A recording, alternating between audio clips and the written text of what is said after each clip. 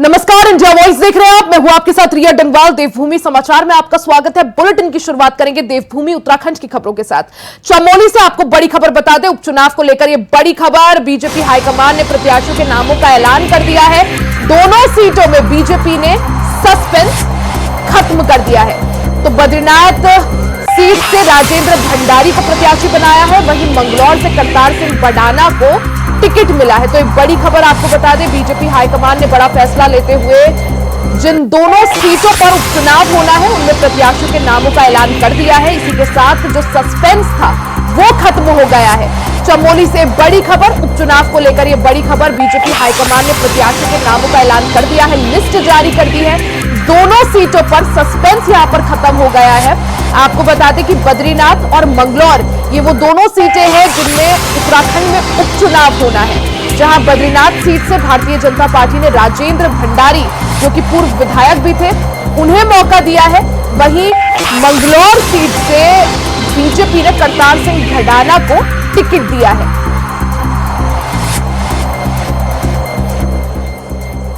तो उत्तराखंड में होने वाले उपचुनाव को लेकर ये बड़ा अपडेट आपको दे रहे हैं। भारतीय जनता पार्टी हाईकमान ने निर्णय यहां पर ले लिया है, नामों की लिस्ट जो है जारी कर दिया। आप देख सकते हैं, तस्वीर आपको दिखा रहे हैं किस तरह से लिस्ट बीजेपी हाईकमान की तरफ से जारी कर दी गई है। हिमाचल प्रदेश, मध्य प्रदेश और उत्तराखंड में जिन सीटों पर उपचुनाव होना है उनके संबंध में सूची जारी कर दी है, नामों का ऐलान कर दिया है। उत्तराखंड की बात करें तो 2 सीटों पर उपचुनाव होना है, जिसमें बद्रीनाथ सीट और मंगलौर सीट शामिल है। बद्रीनाथ से भारतीय जनता पार्टी ने पूर्व विधायक राजेंद्र भंडारी को ही फिर से मौका दिया है। राजेंद्र भंडारी इससे पहले कांग्रेस में थे, कांग्रेस छोड़ उन्होंने बीजेपी का दामन थामा था, जिसके बाद बद्रीनाथ में उपचुनाव है। वहीं मंगलौर सीट भी इसमें शामिल है। ज्यादा जानकारी के लिए सीधे तुषार गुप्ता का रुख कर लेते हैं। तुषार, जिस तरह से विधानसभा चुनाव में जिस तरह से जिन 2 सीटों पर उपचुनाव होना है, हलचल जो है तेज हो गई है। बीजेपी हाईकमान की तरफ से लिस्ट जारी हो गई है, सस्पेंस खत्म हो गया है, नामों का यहां पर ऐलान हो गया है। जिस तरह से बद्रीनाथ से राजेंद्र भंडारी को मौका दिया गया है, वहीं मंगलौर में अब की बार करतार सिंह भडाना, जो कि बिल्कुल नए कैंडिडेट है, उनको मौका दिया गया है। किस तरह से देख पा रहे हैं बद्रीनाथ और मंगलौर का रण? देखिए, अगर 2022 विधानसभा चुनाव की बात की जाए तो बहुत महत्वपूर्ण भाजपा के लिए रही है दोनों सीटें। भाजपा ने ज़रूर दोनों सीटों पर हार का सामना करना। बद्रीनाथ से राजेंद्र भंडारी उस वक्त कांग्रेस से उन्होंने चुनाव लड़ा था, सामने महेंद्र भट्ट थे, लेकिन फिर भी उन्होंने जीत हासिल करी। और वहीं अगर मंगलौर की मैं बात करूँ तो मंगलौर में जो कांग्रेस पार्टी के काजी नवाजुद्दीन हैं, और साथ साथ अगर मैं बात करूँ बसपा के शरबत करीम अंसारी, तो उनकी मृत्यु होने के बाद ये सीट खाली हो गई थी। और जिसके बाद जो काजी की बात की जाए, जो कांग्रेस के प्रत्याशी थे, उनके बीच में जो अंतर था वो भी काफ़ी कम था, करीब 400 से 500 वोटों का था कांग्रेस और बीएसपी का। तो अगर मंगलौर की सीट की बात की जाए तो वहाँ पर बीएसपी और कांग्रेस के बीच में हमेशा से सीधी टक्कर रही है। भाजपा हमेशा से वहाँ पर कमज़ोर रही है, लेकिन इस बार जिसे टिकट दिया गया है वो कहीं ना कहीं भाजपा के लिए एक ट्रम्प कार्ड हो सकता है, क्योंकि कई राज्यों में उन्हें पहले विधायक की जिम्मेदारी मिली है और एक बार फिर उन्हें भारतीय जनता पार्टी ने उत्तराखंड पर भरोसा दिखाया है कि यहाँ पर जो मंगलौर की सीट है, मंगलौर की जो सीट है, आज तक यहाँ पर बीजेपी कभी कमल नहीं खिला पाई। काफी महत्वपूर्ण ये सीट हो जाती है, क्योंकि बीएसपी ने जिस तरह से करीम अंसारी के बेटे को यहाँ पर टिकट दिया है, सहानुभूति का कार्ड भी खेला है। वहीं बीजेपी ने, जैसा आपने भी कहा, करतार सिंह भडाना को यहाँ से टिकट दिया है। पैराशूट कैंडिडेट भी कई लोग इन्हें कह रहे हैं कि इंपोर्ट कराया गया है, क्योंकि आपने कहा कि बाकी जगहों में, बाकी राज्यों में उनकी सक्रियता रही है, लेकिन उत्तराखंड में जनाधार कम है। तो किस तरह से अब की बार मंगलौर में फाइट?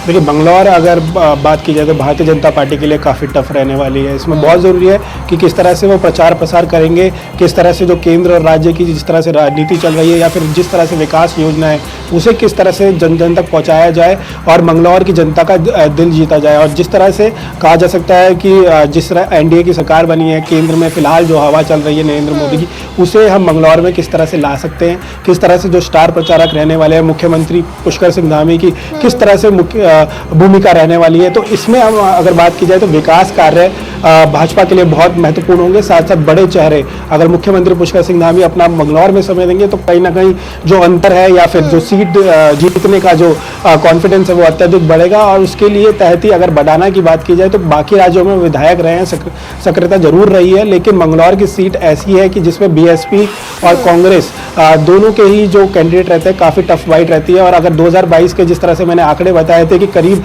400 से 500 वोटों का ये अंतर रहने वाला है, तो ऐसे में फिलहाल जो बद्रीनाथ में जिस तरह से राजेंद्र भंडारी बीजेपी के साथ आ गए हैं, बद्रीनाथ में भले ही राह जो है थोड़ी आसान बीजेपी के लिए हो, लेकिन मंगलौर में त्रिकोणीय मुकाबला यहां पर देखने को मिल सकता है। तुषार, आप बने रहिएगा, आगे भी आपसे जानकारी लेंगे। वहीं आगामी विधानसभा उपचुनाव के लिए बद्रीनाथ विधानसभा क्षेत्र से राजेंद्र भंडारी और मंगलौर विधानसभा क्षेत्र से करतार सिंह बडाना को बीजेपी प्रत्याशी घोषित किया गया है, जिस पर प्रदेश के मुखिया पुष्कर सिंह धामी ने हार्दिक बधाई और शुभकामनाएं उन्हें दी।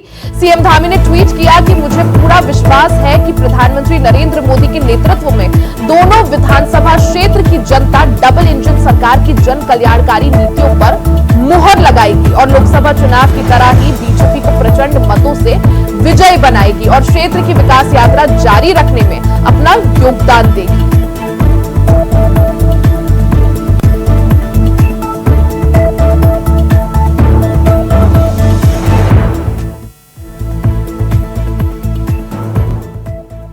वहीं मंगलौर विधानसभा और बद्रीनाथ विधानसभा सीट पर हो रहे उपचुनाव को लेकर कैबिनेट मंत्री गणेश जोशी ने जीत का दावा किया है। कैबिनेट मंत्री गणेश जोशी ने कहा कि अभी तक उत्तराखंड राज्य में धामी सरकार ने बेहतर प्रदर्शन किया है और जनता के भरोसे को जीतने में कामयाब रहे हैं और यही वजह है कि जिस प्रकार से लोकसभा चुनाव और उससे पहले विधानसभा चुनाव में बीजेपी को बंपर जीत मिली, उसी तरह इन उपचुनावों में भी बीजेपी ही जीतेगी।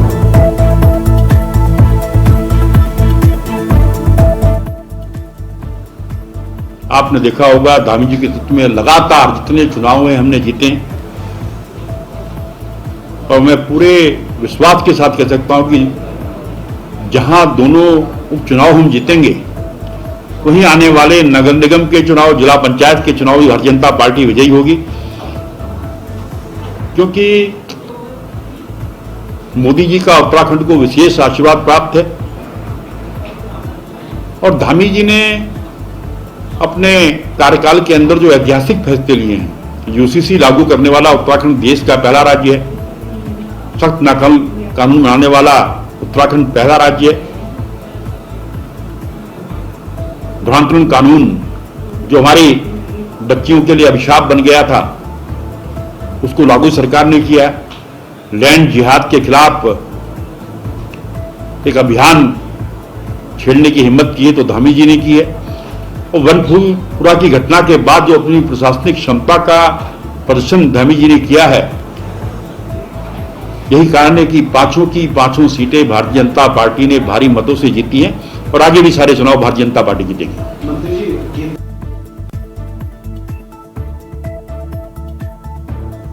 उत्तराखंड के मंगलौर और बद्रीनाथ विधानसभा सीट पर उपचुनाव के लिए बीजेपी की तरफ से प्रत्याशी घोषित किए जाने के बाद कांग्रेस ने बीजेपी पर जुबानी हमला बोल दिया है। कांग्रेस के मुख्य प्रदेश प्रवक्ता गरिमा दसौनी ने कहा कि बीजेपी के पास प्रत्याशियों की कमी है, इसलिए दूसरे दलों से आयातित और इंपोर्ट किए गए नेताओं को वो अपने प्रत्याशी बना रही है। आगे गरिमा दसौनी ने कहा कि बद्रीनाथ सीट पर बीजेपी ने जिस महान भाव को चुनावी मैदान में उतारा है, उन्हें भारतीय जनता पार्टी का सदस्य बने हुए मात्र 2 महीने हुए हैं और मंगलौर सीट पर जिस कैंडिडेट पर बीजेपी ने भरोसा जताया है वो हरियाणा में कांग्रेस के सिंबल पर चुनाव लड़ता था, उत्तर प्रदेश में आरएलडी और बसपा के सिंबल पर चुनाव लड़ चुका है और अब उत्तराखंड में बीजेपी ने उन्हें इंपोर्ट करने का काम किया है, जो बीजेपी की कथनी और करनी में फर्क है।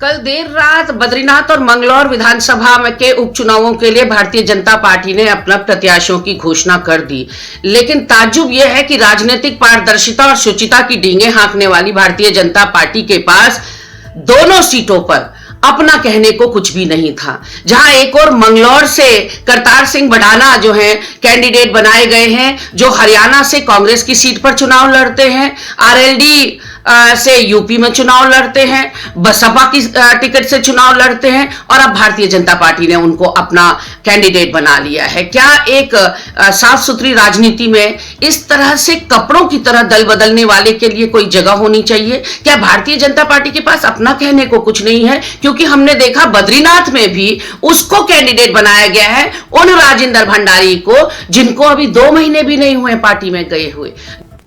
वहीं जंगल की आग को लेकर यह बड़ी खबर आपको बता दें, प्रदेश में अब तक आग की कुल 1220 घटनाएं दर्ज हुई हैं। फायर सीजन में 10 लोगों की मौत हुई है, कई घायल इस दौरान हुए हैं।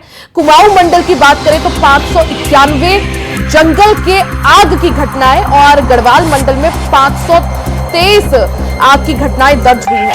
वन्य जीव क्षेत्र में 106 घटनाएं दर्ज और अब तक 1657 हेक्टेयर जंगल जलकर राख हो गया है। तो उत्तराखंड में अब की बार फायर सीजन काफी खतरनाक रहा। आपको बता दें कि कुमाऊं मंडल में 591 घटनाएं आग की दर्ज की गई। वहीं अगर बात कुमाऊं की गढ़वाल की करें तो 523 जंगल की आग की घटनाएं दर्ज की गई। इनमें से वन्य जीव क्षेत्र में 106 घटनाएं और अब तक अगर वनाग्नि की वजह से जो नुकसान हुआ है उसकी बात करें तो 1657 हेक्टेयर जंगल जलकर राख हुआ है।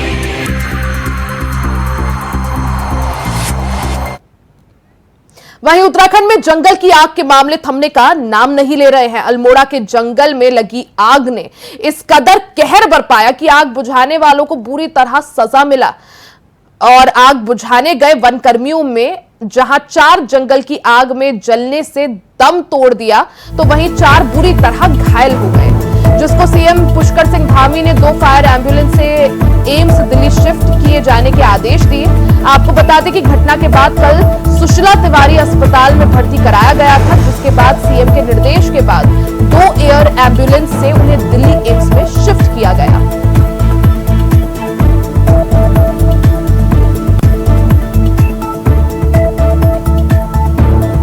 तो उत्तराखंड में वनाग्नि की घटनाएं कम होने का नाम नहीं ले रही हैं। इस दौरान वनाग्नि का कहर इस कदर देखने को मिल रहा है कि अल्मोड़ा में वनाग्नि बुझाने गए वनकर्मियों में 2 को अपनी जान गंवानी पड़ी। आग बुझाने गए वनकर्मियों में 4 जंगल की आग बुझाते समय 4 लोगों ने दम तोड़ दिया, वहीं अन्य 4 घायल हो गए, जिनमें 2 की हालत काफी गंभीर थी, जिसके बाद उन्हें अस्पताल में भर्ती कराया गया। हालांकि मुख्यमंत्री पुष्कर सिंह धामी के आदेश के बाद एयर एम्बुलेंस की मदद से उन्हें दिल्ली एम्स रेफर किया गया।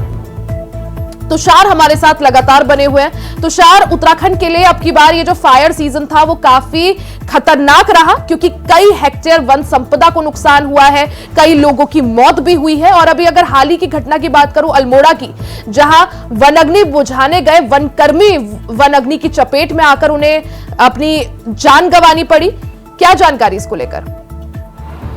देखिए, बिल्कुल जिस तरह से आपने कहा कि वन अग्नि इस साल हमारे लिए चुनौतीपूर्ण रही है, लेकिन हर साल वन अग्नि की जो समस्या है वो उत्तराखंड में लगातार बढ़ती हुई नज़र आ रही है। लेकिन फिर भी जो उपकरण हैं, जो वन विभाग कहता है कि हमारे पास लेटेस्ट टेक्नोलॉजी हमारे पास है, लेकिन वो फिलहाल ज़मीनी हकीकत में देखने को नहीं मिल रही है। कुमाऊं क्षेत्र में अगर मैं बात करूँ तो जिस तरह से कल की घटना हुई, 4 लोगों की मौत हो गई, 4 लोग गंभीर रूप से घायल है।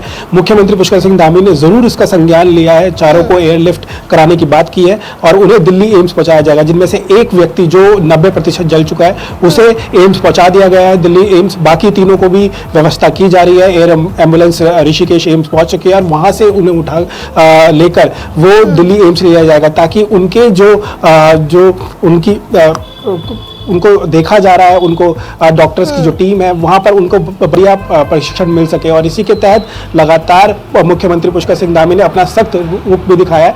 3 वरिष्ठ अधिकारी जो वन विभाग के हैं उनको निलंबित कर दिया गया है, सस्पेंड कर दिया गया है। और मुख्यमंत्री पुष्कर सिंह धामी ने कहा है कि इसे सख्ती से इसकी जांच की जाएगी, किस वजहों से उन 4 लोगों की मौत हुई है। तो ऐसे में बड़ा नुकसान कहा जा सकता है। अब तक फायर सीजन में अगर मैं बात करूँ 1000 से अधिक घटनाएं यहाँ पर हो चुकी है, 1600 से अधिक जो हेक्टेयर है वो जंगल जलकर राख हो चुका है, 10 लोगों की मौत हो चुकी है। तो ऐसे में कई सवाल उठते हैं प्रशासन पर कि किस तरह से इनकी वन तैयारियों पर भी तमाम जो दावे किए गए थे फायर सीजन शुरू होने से पहले, उन पर भी यहां पर जो है सवाल या निशान उठते हैं, क्योंकि जिस तरह से उत्तराखंड के लिए ये फायर सीजन काफी चुनौतीपूर्ण रहा, काफी चैलेंजिंग रहा, कई हेक्टेयर वन संपदा को नुकसान हुआ है, कई लोगों ने अपनी जान गंवाई। लेकिन तुषार, जिस तरह से अब मॉनसून आने वाला है, क्या माने मॉनसून जो है कितनी बड़ी राहत उत्तराखंड के लिए लेकर आ सकता है, और अगर बारिश कम होती है तो फिर कितनी बड़ी चुनौती? और देखिए, अगर उत्तराखंड के मौसम की बात की जाए तो एक हफ्ते से फिलहाल यहाँ पर बरसात नहीं हुई है। जो पहाड़ी इलाके, उछले इलाके, वहाँ हल्की फुल्की बरसात हुई है, लेकिन कुमाऊं के क्षेत्र में जहाँ पर 1.5 महीने से ये आग दगक रही है, वहाँ पर फिलहाल जो बरसात है उसमें आराम नहीं मिला है। और आने वाले समय में अगर मानसून आता है, कोशिश ये इस बार यही कहा गया है कि 60% अधिक जो बरसात है वो उत्तराखंड में देखने को मिलेगी, तो कहीं ना कहीं वन अग्नि की जो समस्या है उससे निजात यहाँ पर मिलेगा। लेकिन जिस तरह से व्यवस्थाएं रखनी चाहिए थी प्रशासन को, जो उपकरण की लेटेस्ट टेक्नोलॉजी की बात वन विभाग करता है, फिलहाल वो धरातल पर नजर नहीं आ रहा है। तो ऐसे में बेटर प्लानिंग की जरूरत है। अगले साल भी बहुत चैलेंजिंग होने वाला है वन अग्नि, तो ऐसे में बन गया है। हर साल ये देखने को मिलता है कि फायर सीजन उत्तराखंड के लिए काफी चैलेंजिंग और चुनौतीपूर्ण रहता है। हालांकि अब कैसे इससे निपटा जाए, किस तरह से क्या नया एक्शन प्लान बनाया जाता है और अगले साल किस तरह से इसे टैकल किया जाता है, उस पर सभी की निगाहें रहेंगी। तुषार, बहुत बहुत शुक्रिया जानकारी के लिए। वहीं जंगल की आग के बढ़ते मामलों को लेकर प्रशासन एक्शन मोड पर आ गया है। मुख्य सचिव ने प्रमुख सचिव और प्रमुख वन संरक्षक खौफ के साथ उच्च स्तरीय बैठक कर आग पर काबू पाने के उपाय निकाले। इसके साथ ही वन अग्नि पर फौरन काबू के लिए वायुसेना की मदद से वन क्षेत्र पर हेलीकॉप्टर और दूसरे संसाधनों का उपयोग कर पानी का छिड़काव करने के आदेश दिए, जिससे जल्द से जल्द आग पर काबू पाया जा सके।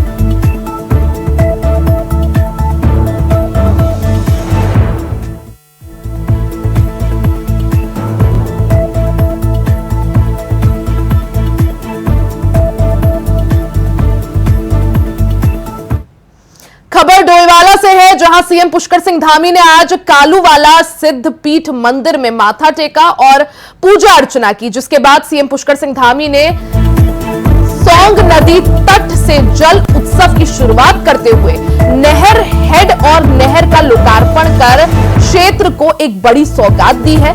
सीएम पुष्कर सिंह धामी ने जल संरक्षण और संवर्धन अभियान 2024 की शुरुआत करते हुए लोगों से जल संचयन पर जागरूक होकर भविष्य के लिए पानी बचाने की अपील की है।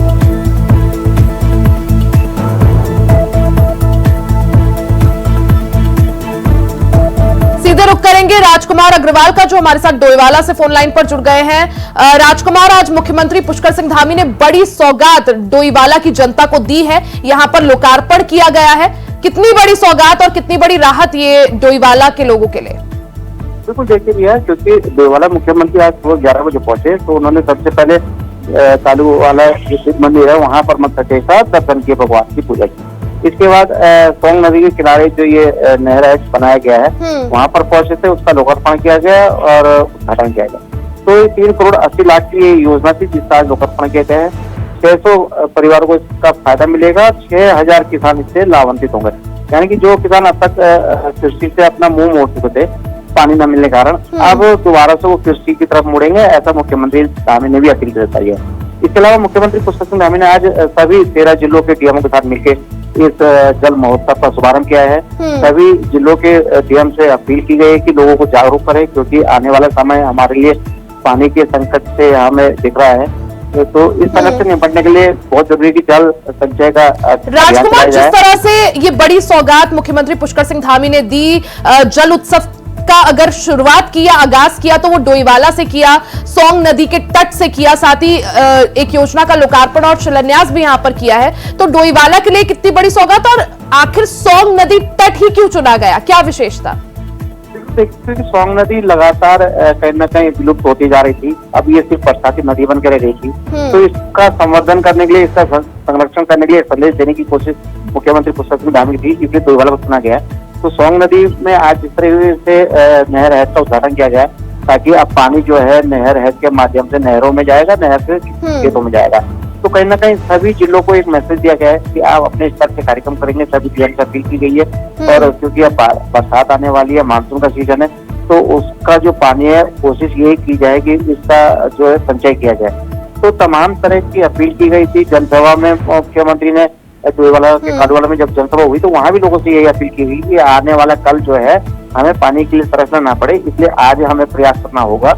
और यही कार्यक्रम का उद्देश्य भी था कि जल जो महोत्सव इसको नाम दिया गया था जल उत्सव, तो इसके माध्यम से सभी लोगों को जागरूक करने की कोशिश है कि कल के लिए हमें पानी बचाना होगा, उसका प्रयास आज करना होगा। क्योंकि कैबिनेट मंत्री इसमें सुबह दुनियावी कार्यक्रम में थे, सतपाल महाराज जी थे, तो इन लोगों ने भी लगातार लोगों से यही अपील की है कि हमें अगर कल बचाना है तो आज हमें पानी के लिए जागरूक होना पड़ेगा। क्योंकि लगातार मानसून बदल रहा है, जिस वजह से तापमान में वृद्धि हो रही है, तो कहीं ना कहीं इसका असर हमें जो प्राकृतिक जल स्रोत है उन पर भी देखने को मिलता है कि वो लगातार सूखते जा रहे हैं, नदियां सूख रही हैं। तो इन सबको बचाने के लिए हमें प्रयास करने होंगे। तो यही कार्यक्रम का मकसद था, उद्देश्य था।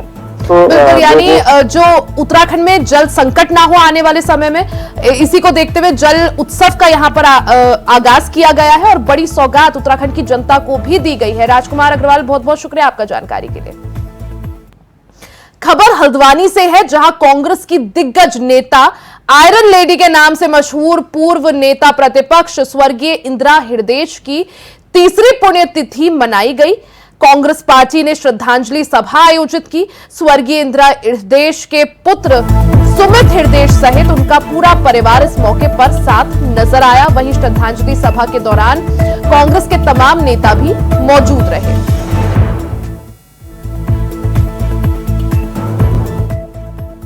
समय की गति कितनी तेज है, ये आज विश्वास हुआ कि 3 साल हो गए। ऐसा लगता ही नहीं कि माताजी हमारे बीच में नहीं है, लेकिन वो बहुत बड़ी प्रेरणा बनकर और एक बहुत बड़े कीर्तिमान को स्थापित करके और जो नए आयाम उन्होंने अपने इस विकास के रास्ते पे, संघर्ष के रास्ते पर कायम करे, उन पद चिन्हों पर हम लोग चल पाए, ऐसा हम सब आज के दिन संकल्प भी लेते हैं, कोशिश भी करते हैं। और सर्व समाज के लिए दलगत राजनीति से ऊपर उठकर जो उन्होंने कार्य करा, जो उनकी स्वीकार्यता थी, जो उनकी संसदीय ज्ञान था, प्रणाली थी, वो किसी से नहीं छुपी। और आज के दिन अवश्य हम लोग भावुक हैं, लेकिन अवश्य उनको याद करके उनके बताए हुए रास्ते पर एकजुटता के साथ क्षेत्र के विकास के लिए, प्रदेश के विकास के लिए, प्रदेश की हित की लड़ाई लड़े, ऐसा मेरे सबसे अनुरोध है। देखिए, एक ऐसी लेडी जो अपने शब्दों पे कायम रहती हो और जिसके पास एक विजन हो और जो बहुत मजबूत, जिनको आयरन लेडी के नाम से जानते हैं, एक मजबूत कांग्रेस की शख्सियत के रूप में मैं उनको जानता हूं। और अपने से छोटों को कैसे राजनीति करनी चाहिए, कैसे डेवलपमेंट करना चाहिए, उसके लिए कोई इंसाइक्लोपीडिया थी और उनसे बहुत सारी चीजें युवा जो थे वो सीखते थे। और आज उनकी तीसरी पुण्यतिथि है, उसमें मैं भी सर्वप्रथम उत्तराखंड की विकास की देवी और आयरन लेडी के नाम से जाने जाने वाली स्वर्गीय डॉक्टर इंदिरा हृदयेश जी की आज तृतीय पुण्यतिथि पर हम सभी लोग मिलकर उन्हें भावपूर्ण श्रद्धांजलि देते हैं और उन्हें सत नमन करते हैं। इसी के चलते हम आप सभी लोगों ने हमने मिलके, कांग्रेस के कार्यकर्ताओं ने मिलके आज जो लामा चौड़ में वृद्धा आश्रम है, उस वृद्धा आश्रम में जाकर सभी बुजुर्गों का आशीर्वाद लिया और भेंट स्वरूप कुछ सामग्री उन्हें भेंट की। और जैसे ही आज ये पुण्यतिथि है तो हम चाहते हैं कि उन्हीं की तरह हम विकास कार्य करें। उनके जैसे तो हम नहीं बन सकते हैं, उनके जैसे कोई हल्द्वानी में और पूरे देश में अभी ऐसी कोई लेडी नेत्री पैदा भी नहीं हो सकती है, ना होगी। और उनके कार्यों को हम आगे बढ़ाना चाहते हैं और इसी के चलते हमारे नेता सुमित हृदयेश जी भी उनके पद चिन्हों पर चल रहे हैं, जिसके चलते वो अमर रहेगी, सदैव अमर रहेगी। राधा। इसी के साथ देवभूमि समाचार में फिलहाल के लिए सिर्फ इतना ही। खबरों का सिलसिला जारी रहेगा, बने रहे हमारे साथ।